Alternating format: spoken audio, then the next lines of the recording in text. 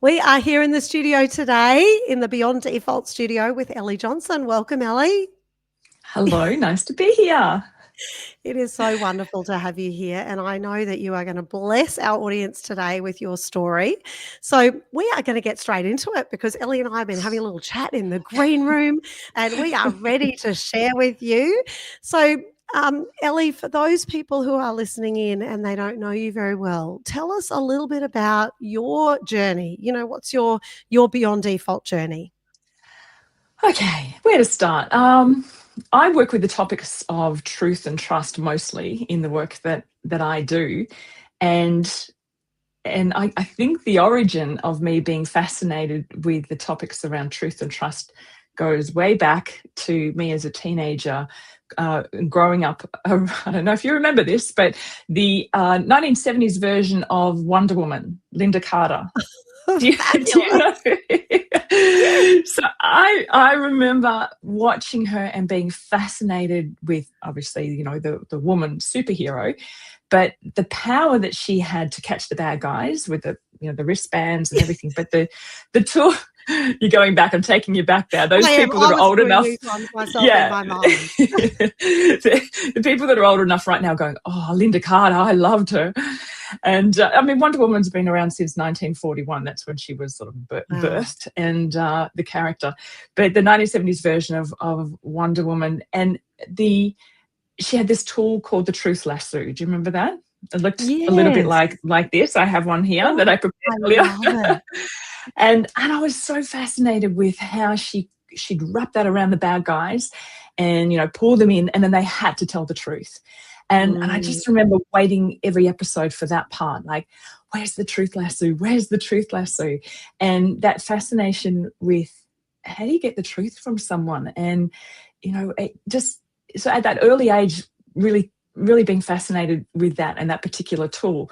And her cover story was a military secretary. So she wore a blue uniform, if you remember, and then she'd run in her uniform when she was transforming into Wonder Woman.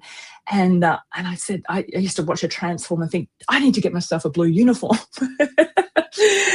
And I did. So I joined the police force, Victoria Police. I'm starting to get visuals now of how this journey came about. Yeah. It wasn't until kind of recent years that I kind of connected all these dots that really set me on this path. And so I joined the police force at 21, got myself a blue uniform, and then I thought, whoa, all I need to do now is twirl and I'm Wonder Woman. And I was still really fascinated with that topic of truth and truthfulness and honesty and trust. And if you think about it, in a job like law enforcement, those topics are really critical, because if you get it wrong, if you trust the wrong person, if you don't get the truth from someone, there can be actually life and death, situations that you find yourself in. 100%. Yeah, so that's kind of where it got me to that piece. And then do you want me to keep going? Is it like where it went to? More. The moments. Yeah, I think so. Now that I was in the police force, I graduated on my 22nd birthday, and the first station they sent us to was in the city in Melbourne. And those people that know Melbourne would know that there's trams running everywhere. Yes. That apart from the traffic lights, the police also help to direct traffic so that the cars don't run into the trams and the trams don't run into the people, and so on. Wow. So the first real job after being trained at the academy, going into the city, they gave us a gun and gave us handcuffs and gave us all the stuff and pushed us out to the street of Melbourne and said, okay, you've been trained, you know what to do now, you're a police officer. And we were green. We really didn't know much about what to do, but they taught us how to direct traffic in the first week. Okay, kind of fun. But what I wanted to do was catch the bad guys and keep the world safe, just like Wonder Woman.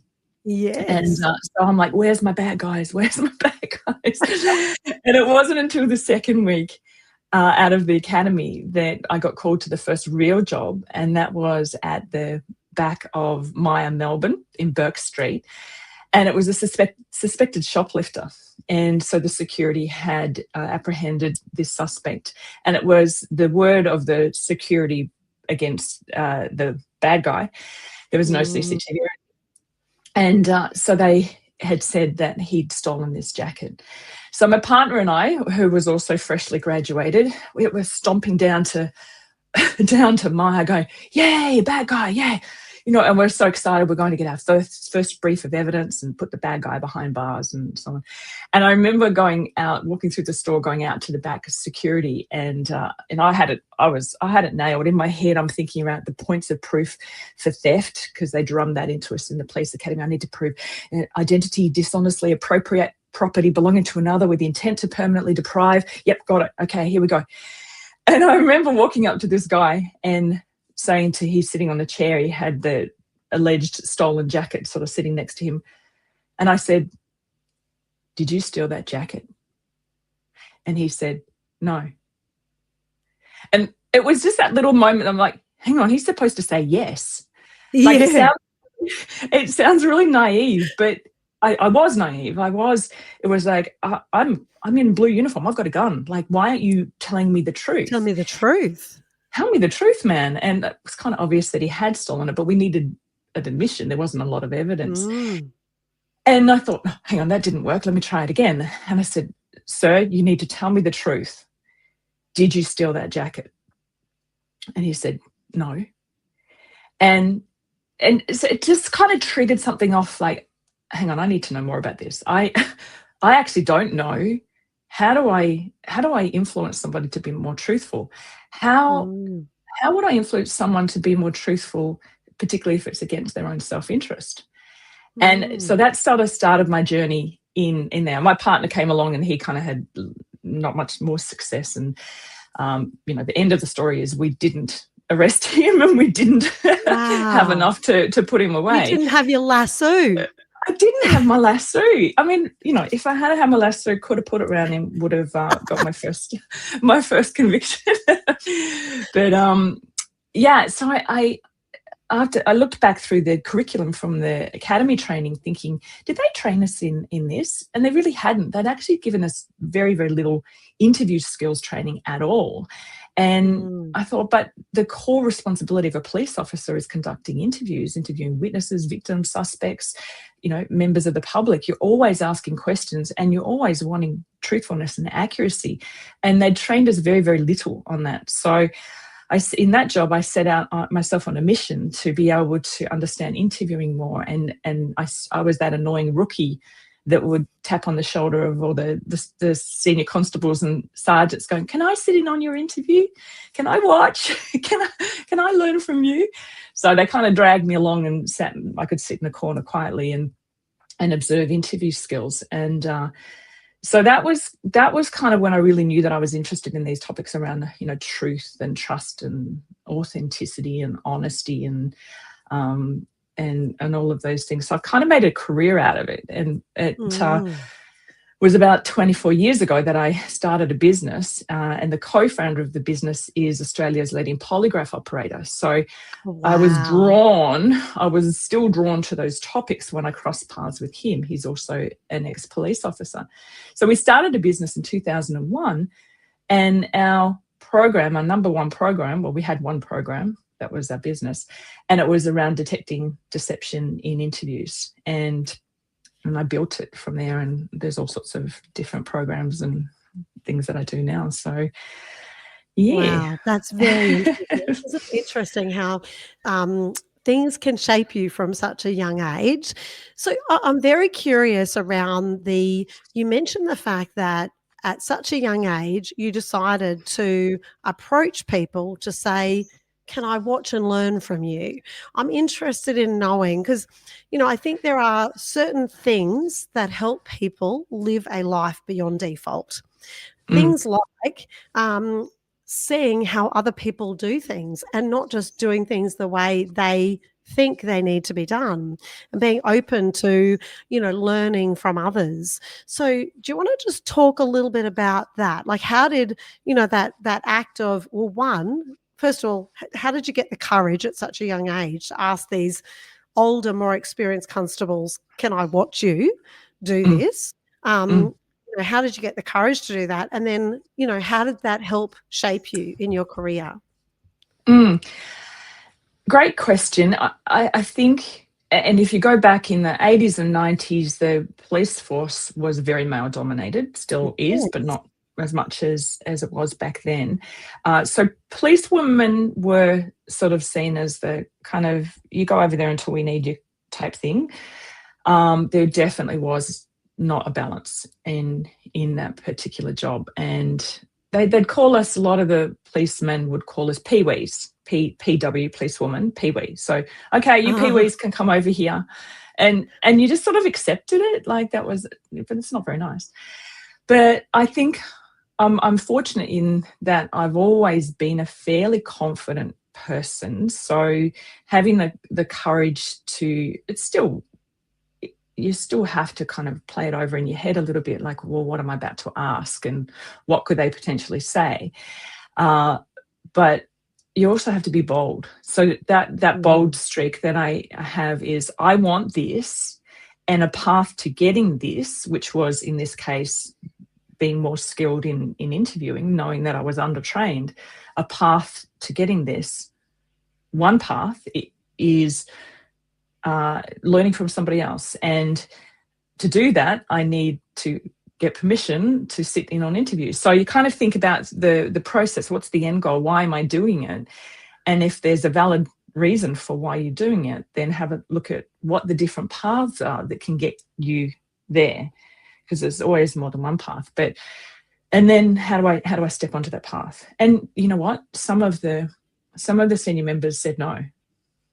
Some of them absolutely, and they said no, not in a very nice way too. It was, you know, you're junior, you're a peewee.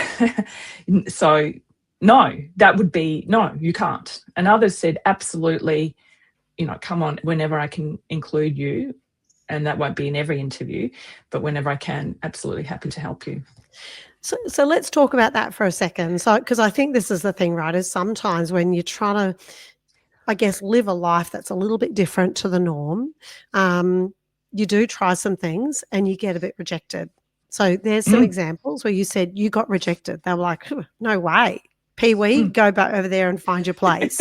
You know, Yeah. like how did you just keep going in that and go, okay, well, they said no, but I'll try this person?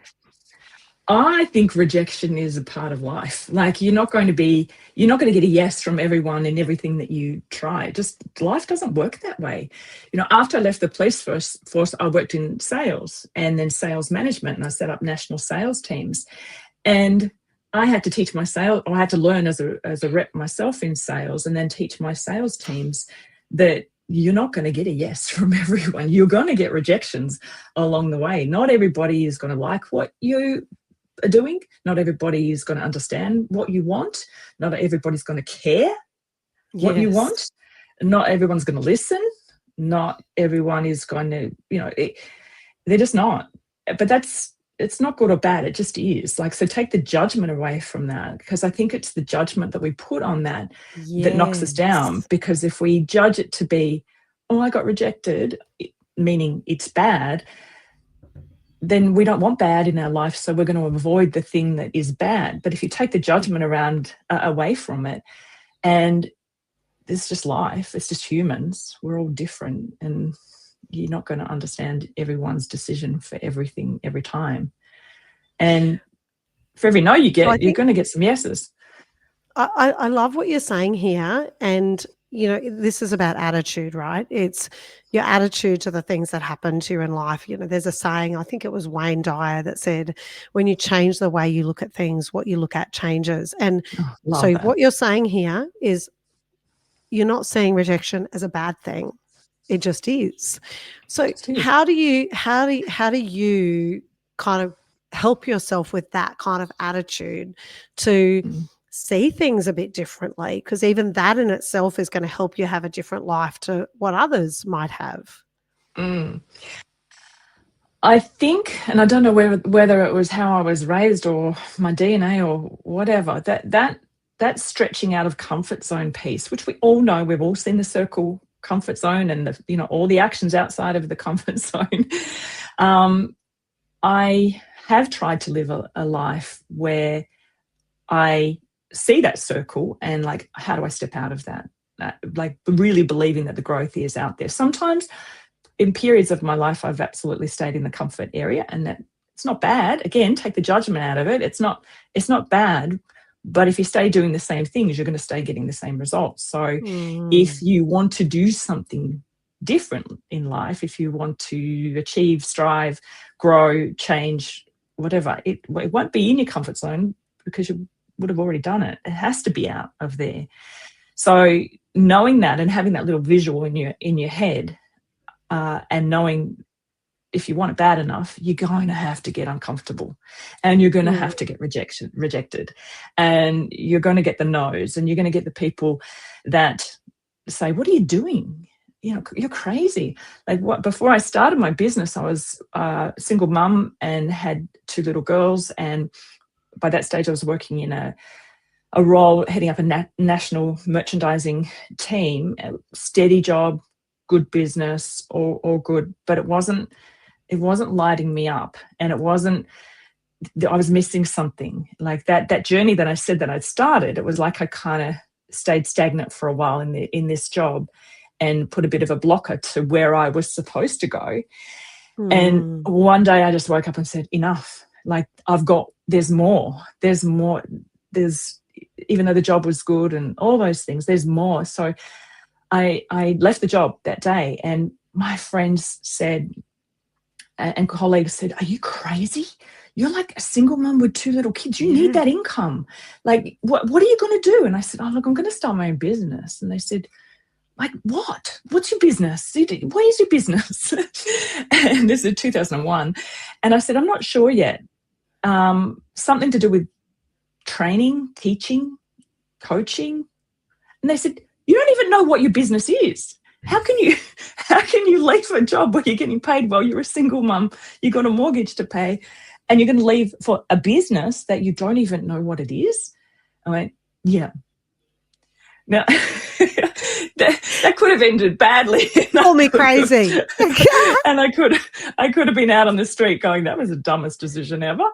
But it was, if it had gone that way, okay, cool, I would have picked myself up and done whatever. But it just sort of went from strength to strength. And that's when I crossed paths with the polygraph guy. So I think the universe, to get a bit woo-woo, the universe provides when you step out and believe in what you're doing. Like, if you make it clear, I want this. And over the years, some of the people that I've coached, it's fascinating to watch when you take them out of the stuck place, and then they start to believe that something more is possible, and then they start on that path. And so many times over the years, I've had coaching clients ring me and go, oh my God, you never believe the coincidence that happened today.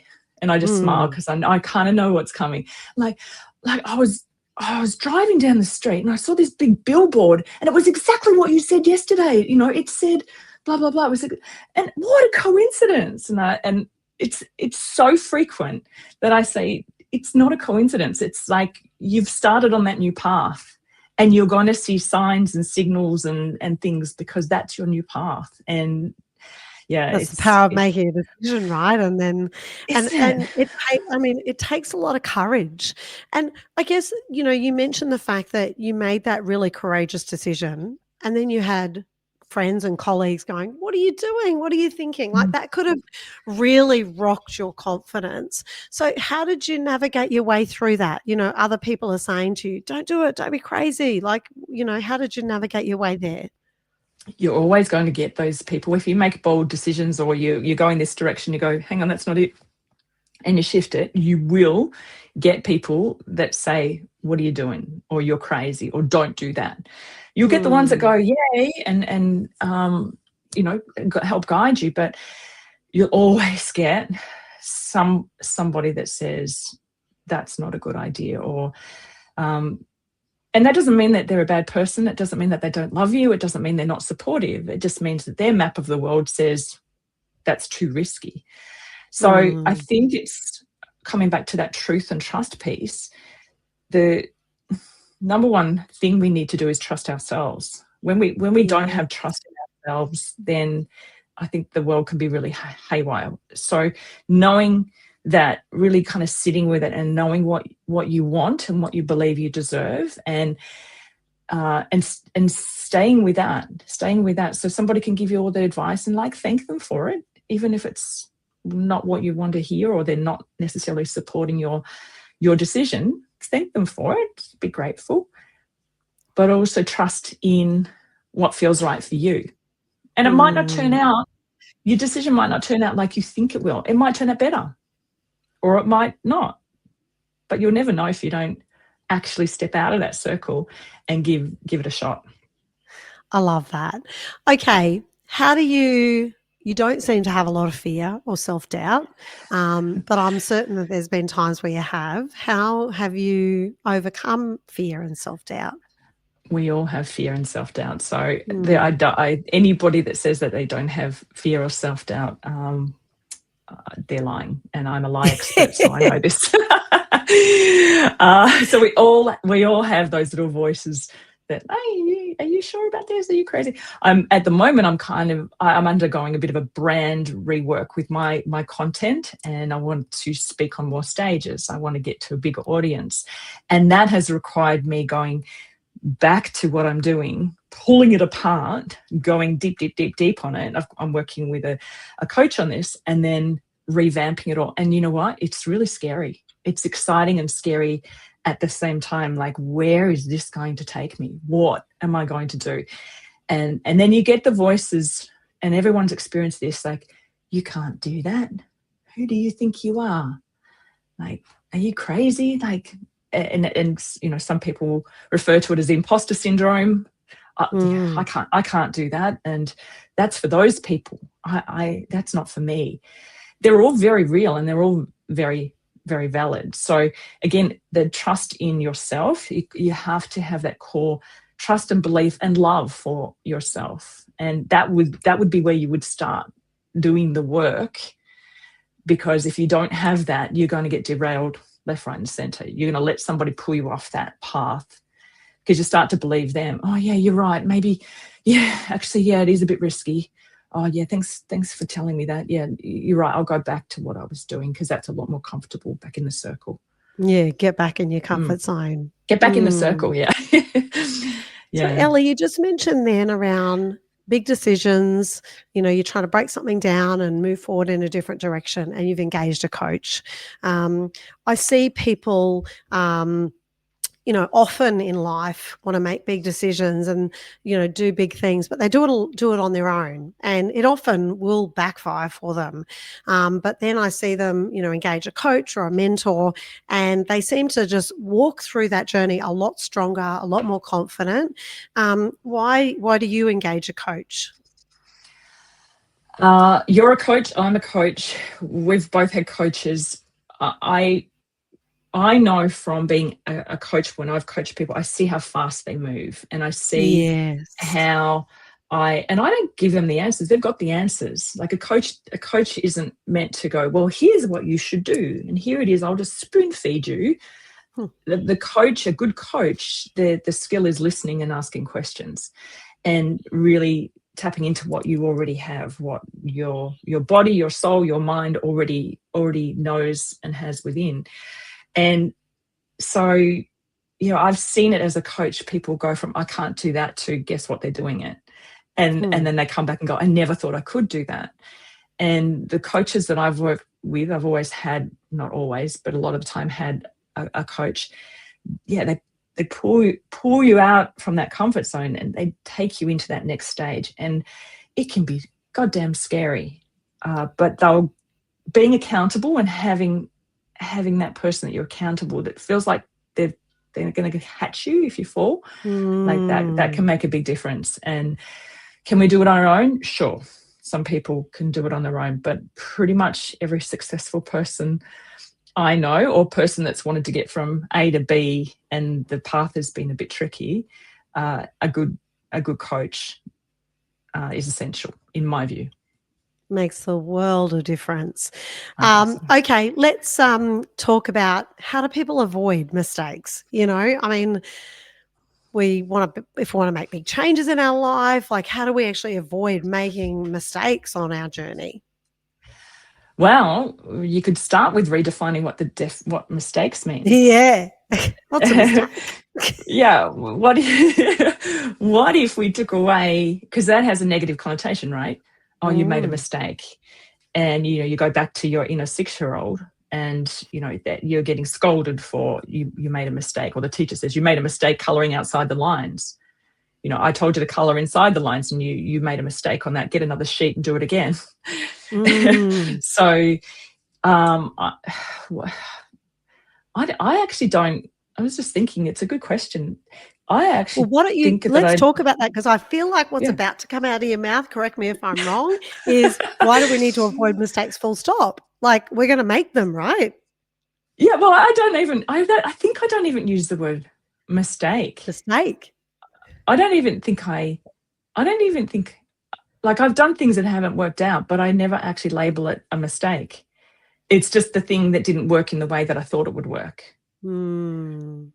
So this is an aha moment for me, because I'm realizing I don't think I use that word in my life or with my coaching clients or working with leaders. It's just something that you did that didn't get the result that you thought it would get. Go back and get the lessons from it and move forward. There's lessons in everything that doesn't go the way we thought it would. There's gold in there. There's lessons in there. People often forget that. They just, I stuffed up. Oh, I shouldn't have done that. As soon as you start the shouldn't have, wouldn't have, could have, you start that narrative, then all you do is beating up on yourself. And where does that get you? That gets you going backwards, not forwards. Yeah, just take the lesson and pivot. Take the lesson. Pivot. Whenever I hear the word pivot now, I just think of COVID days. Like, that was, actually, my mind went to Friends. Ross moving with the mattress down the stairs. Pivot. Anyway, I'm completely digressing. We've got a few more minutes, and there are just a few quick questions I would love you to answer to give some tips to some of our listeners. Favorite book? Have you got a favorite book you'd recommend? I thought you might ask this, so I came prepared again.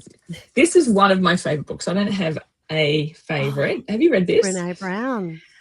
I'm a Brené fan, and I think because I'm a fan, obviously, I think that everybody should have a look at her work. Some people gravitate to it more than others, but I truly think her research around vulnerability and shame and all of those things that I believe that everyone can relate to in some way, shape, or form, the way she packages it, the way she talks about it, her research, the way she puts it back together, I would challenge anybody if they said I wouldn't get anything from her work. I'm like, really? Let's have a talk about that. So that particular book I read again recently, and then I got the hardcover because I thought it was really pretty. And I listen to Audible a lot of the time, but I love her work about and anything around emotional intelligence. Like, we're going to hear more about emotional intelligence as weeks and months and years go on, because there's more research and science around the importance of emotional intelligence, and her stuff leans into that. Love Brené Brown. Any particular kind of morning ritual or daily habit that you do to keep yourself, going and out of your comfort zone? There's something that I've just started doing again that I got a bit lazy with for a while, and that is when I wake up in the morning, jumping straight out of bed. And I got into the habit of that a bunch of years ago, and I don't remember who I read it or saw somebody talking on podcast about that. I mean, it's pretty simple, right? But instead of laying in bed going, oh, and hitting snooze, which, again, nothing wrong with that, not here to judge. But the difference I've found with alarm goes off, you're out. And that actually starts to train the brain differently than the whole, just have another half an hour. Oh, it's raining outside. Oh, I can't go for the walk because it's raining, so I'll just have. But the agreement with yourself, alarm goes off, you're out. I don't know. It just changes. It changes your whole vibe on how you start the day and what happens next. In my view, so I did it for a long time. I stopped it. I got out of practice, out of habit. but I've recently brought that back into my world. Nice one, Elly. Nice one. Okay. Anything else on your heart you want to share with people? I don't know. I've enjoyed talking to you. I hope there's something in this for someone. I'd say trust yourself, go deep, do the work on yourself. Get yourself a coach if you haven't got one. If you want to get out of that comfort zone and get from A to B and it seems a bit tricky, find yourself a coach and get uncomfortable if you want the change or you want the goals. And if listeners want to access your work that you do, how would they go about doing that? Probably the easiest way is going to my website, so ellyjohnson.com. Fantastic. Well, Elly, it has been an absolute blessing having you here today. I know that our listeners will have loved it. There is so much goodness in it. I think we could talk for another hour for sure. I think we could. The time's gone way too fast. Time flies when you're having fun. Okay. Well, thank you so much for joining me on Thanks, Default. Katrina.